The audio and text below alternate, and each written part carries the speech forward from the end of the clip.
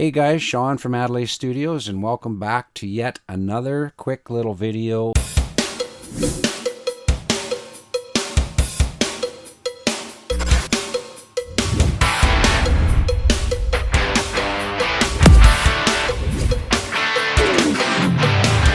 And today we're going to be talking about stereo spectrum and what that means to your mix. And this is, more geared towards the beginner studio people, beginner mixers, producers, if you will. And what I would really like to encourage you to do, because I did this myself for a couple years before it kind of clicked in, but you bring in a session, you went and recorded some pieces and some tracks, and you brought a session into your DAW, and you just start reaching for plugins and pulling and mixing and doing whatever, panning left and right and things like that. But what I really, because I do a lot of covers, right? So that's kind of what my main focus is, rather than originals. And so in my covers, I would spend hours upon hours. Well, I shouldn't say hours. I would spend a lot of time mixing or listening to the artist's track and how it was mixed. The song is great. What makes that song great is the mix. The writing and all that aspect of it as well, but in the hook and things like that. But the mix, where is stuff sitting in the mix? So I'd put on my cans, I call these the cans, and I would stand, out in my garage where my man cave is, and I would listen to that mix, take a piece of blank paper, and I would write down where the drums sit. I'd write down where the bass sits. I would write down guitars, keyboards, etc., background vocals. I would even go as far as to what kind of effects were on there, and this list would get just so super long, but I used it for many years. And so what I've done here is I have, it's kind of a bad picture of it, but I've actually drawn the stereo spectrum out and made a PDF of it, and I made one where you can just actually draw your numbers in there, draw your instruments in there. I know it's kind of like this. I'll show it to you on screen here. But I also made one that was digital. So it's got drag and drop that you can actually, I'll show it to you on screen in a second. And then the second part of another PDF that I made was a frequency PDF. Where do the frequencies sit, for music, right? Where do they sit? And you can find a ton of these things on the internet. But I kind of made my own version of it, if you will. And I will leave links to both, actually 3 PDFs. So I got one that's blank, and I got one that's drop down menu, and I got the third one for the frequency PDFs. And I'll drop links below in my description of how you can grab those from my website, and they're free and all that kind of stuff. But I thought it was important to maybe help some of you beginner producers try to dial in what you think is your best mix from your artist that you really like, an album that you really like. Put it on, use this grid, dial it in, so when you go to mix your mix for your session, you know exactly what made that other album sound good. So you want to kind of use that as a starting point of where to mix. But let's dive in here. So first one I'm going to show you here is the blank one. So on the screen, you put your song name in there, album name, your date, your beats per minute, how many tracks you got, and then each one of these little T bars here is on a grid going from 10%, going from center all the way to 100% to the right, and then back again to center, and 100% to the left. And it's just a guide to help you where you should kind of mix that in your mix so it's balanced. And the second one I'll show you is the digital version right here. So here's the digital version, which is nice because this is all drop down menus and stuff, so you can go ahead and actually edit this one if you want to just do it on your computer. And put the name of your song in here. You do that. An album, if you got an album name. Pardon my typing. And then your beats per minute, etc. Your tracks, your date. You can pick your date here just by picking this down, and we'll use today's date, and I'll go ahead and throw that in there. It auto-populates. And then these are cool because all these are drop downs. So I've got everything defaulted to none right now. But so that, for the center here, for the center channel with the big C, center channel is right up the pipe. And obviously that's going to be a kick. Okay, so I just select it from the list.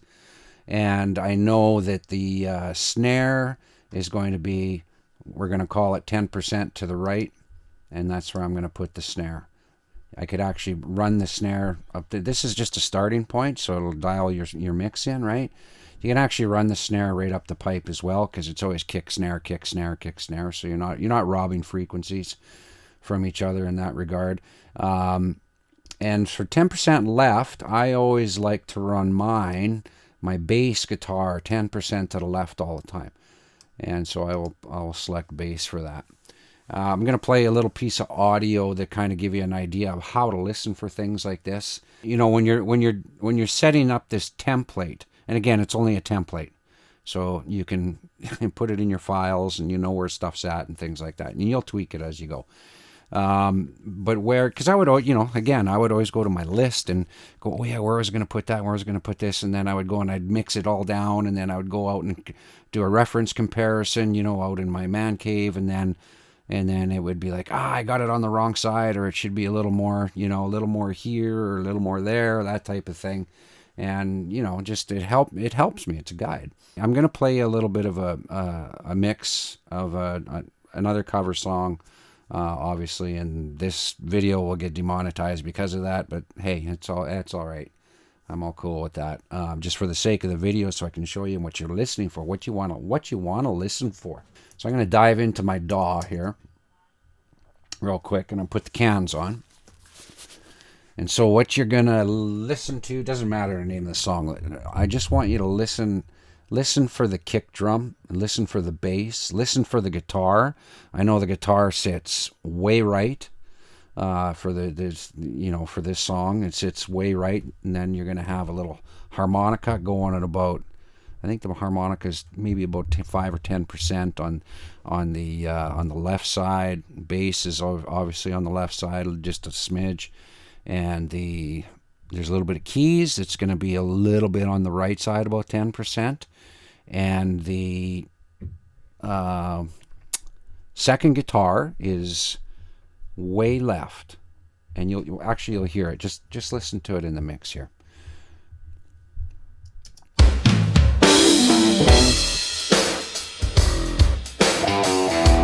Okay, right off the bat, ba-dum-bum.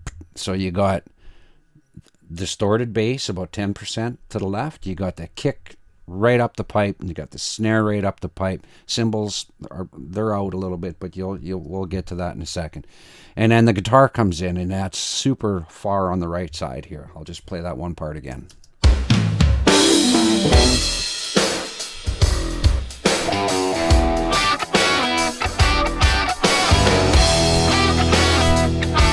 Harmonica right up the pipe.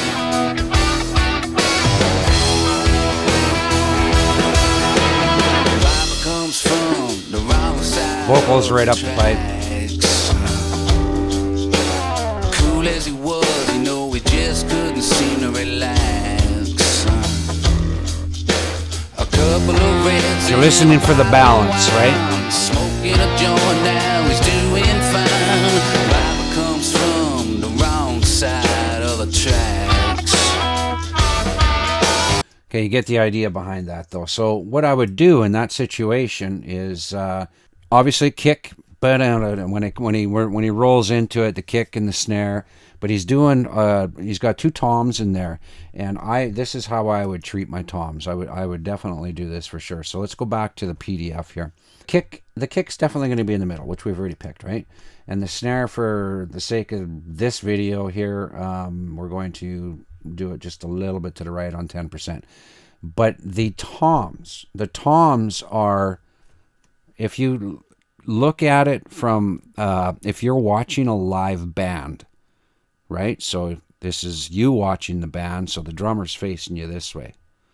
And if you're going to do it, if you're going to mix your song from a drummer's position, then you need to, and if he's a right-handed player, then you need to switch that out, right? So it would be kick up the middle, snare up the middle, In this case, I'm doing snare just to the right a little bit, so it'd be on this side, right? So that's where that snare drum is going to hit.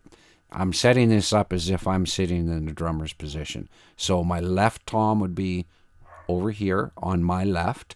My right tom would be over here on my right.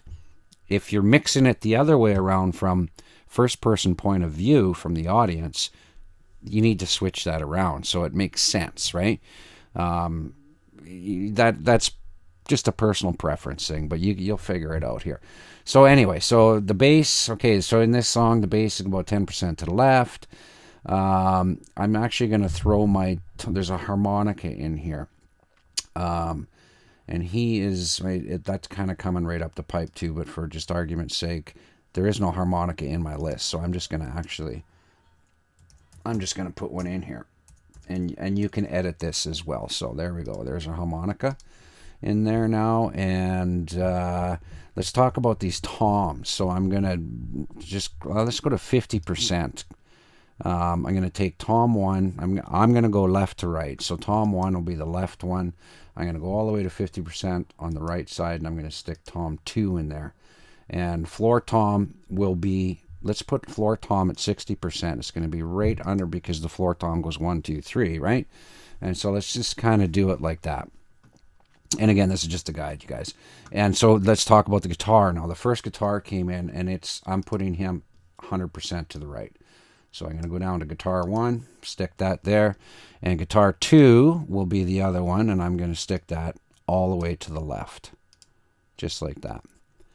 And then we got some keys in there, and the keys are kind of, the keys will be a left and right situation going on.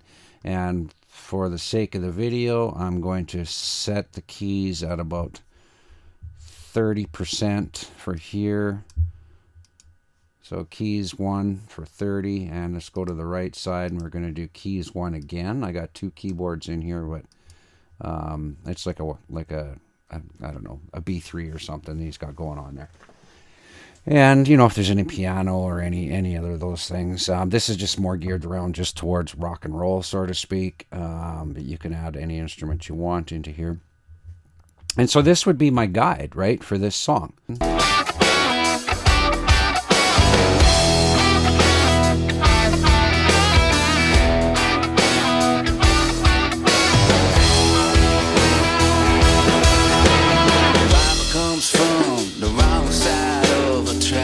Okay, so now he's got that Wurlitzer or that B3. He's got that a little bit over on the left side. Seems to be favoring the left side there. So you can move these around a little bit or however you want to do it. Again, this is just an example of what I would do. If you want to use paper, use paper. But it gives you a really good guide as to how you did your mix. Okay, so once you got this whole thing filled out, put your notes in there, and then save the file, and with the date and everything. Save the file. You might call this mix 1, mix 2, or whatever. Save the file and then move some pieces around, things like that, and it will help guide you for your next mix. And it's so instrumental. And I mean, I created this just for this reason, so I didn't have to do this. And because I'm always doing that just to find out where stuff's sitting. And I do the same thing for all the effects. And I write my lists out and things like that. But I haven't created a template for that. Hopefully you find this helpful. So I explained that I've got 3 files, right? The blank one, this one. And then the third one is the audio frequencies chart. Typical. So this is typically what I use in here, and basically this guide, when you start to learn these frequencies, everything needs to sit in your mix. And I won't get real deep into this situation here, but it'll help you in the long run once you start diving heavily into this thing. So left, right, 100%, center, everything is in a frequency grid. Everything lies in there, right?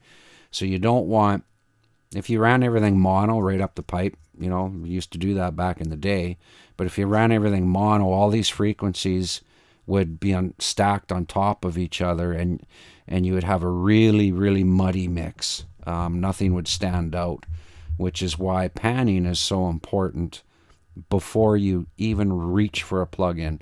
Get your mix, your levels set, pan them out, get them set so it sounds good without any plugins at all. That's your ground zero. That's where you want to start.